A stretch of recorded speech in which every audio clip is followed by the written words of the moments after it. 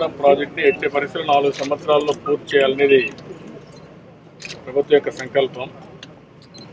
కేంద్రం కూడా పూర్తిగా సహకరిస్తామని హామీ ఇచ్చారు.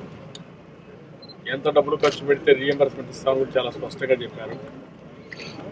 ఇప్పుడు అందుకనే ఇక్కడ కన్స్ట్రక్షన్ చేసే ట్రాన్స్ట్రాయ్ కంపెనీ, అదే మరి ఇక్కడ ఇంజనీర్లు, మా మంత్రి గారు, సెక్రటరీ గారు, అదే మరి ఈఎన్సీ అందరం కూడా రివ్యూ చేసుకున్నాం. ఇప్పుడు కాలువలు కూడా పోతున్నాను. కాలువలు కూడా ఈ సీజన్ రెడీ అయిపోతాయి. అదే మరి ఈ ప్రాజెక్ట్ మీద 7వ తారీఖుని మళ్ళీ ఒక సమీక్ష పెట్టుకుంటున్నాను. సమీక్ష పెట్టుకొని క్లియర్ కట్ మైల్ స్టోన్స్ 2018కి పూర్తి చేయడానికి ఏమేమి ఉండాలో, ఏ నెలలో ఏం కావాలో అవన్నీ వర్కౌట్ చేస్తున్నాం. నేను కూడా ఎన్నిసార్లు వీలైతే అన్నిసార్లు వస్తాను, వచ్చి సమీక్ష చేసుకుంటాను, ఫీల్డ్ ఇన్స్పెక్షన్ చూస్తాను. తద్వారా ఇరిగేషన్ పైన ఈ ప్రభుత్వం మొదటి ప్రాధాన్యత పెడుతున్నాం. రాబోయే 5-6 సంవత్సరాల్లో డ్రౌట్ ప్రూఫ్ స్టేట్గా number 1 in the country. South ఇండియాలో ఎక్కడ లేని విధంగా ఇక్కడ మొత్తం ఉపయోగించుకోవాలనుకుంటున్నాం. అది సాధ్యమని నిరూపిస్తాం.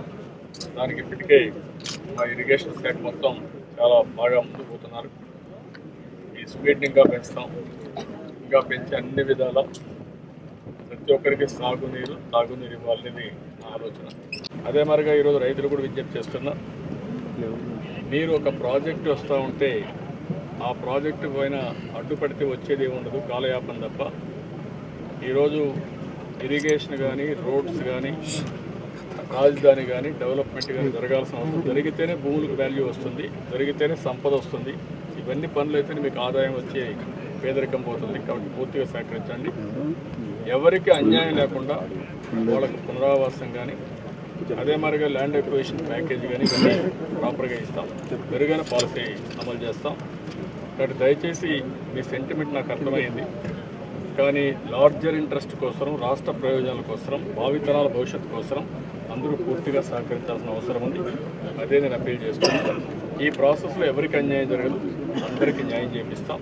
పునరావాసం కూడా ప్రాపర్గా చేపిస్తాం. అది కూడా నేను ఎప్పటికప్పుడు సమీక్ష చేసుకుని ముందుకు. దేశ భాషలందు తెలుగు లెస్స అని చెప్పే తెలుగును క్రమేపీ మన పిల్లలు మర్చిపోతూ ఉన్నారు. దయచేసి మర్చిపోవద్దు. తల్లిదండ్రులు కూడా పిల్లలను ఇంగ్లీష్ కోసం ప్రోత్సహిస్తున్నారు. ఇంగ్లీష్ నేర్చుకోవాలి, తెలుగు మర్చిపోకూడదు. ఇంటిలో తెలుగు మాట్లాడాలా, ఇంటిలో తెలుగు మాట్లాడాలా. అమ్మా, నాన్న అని ప్రేమతో, అభిమానంతో, ఆదరంతో పిలవాలా.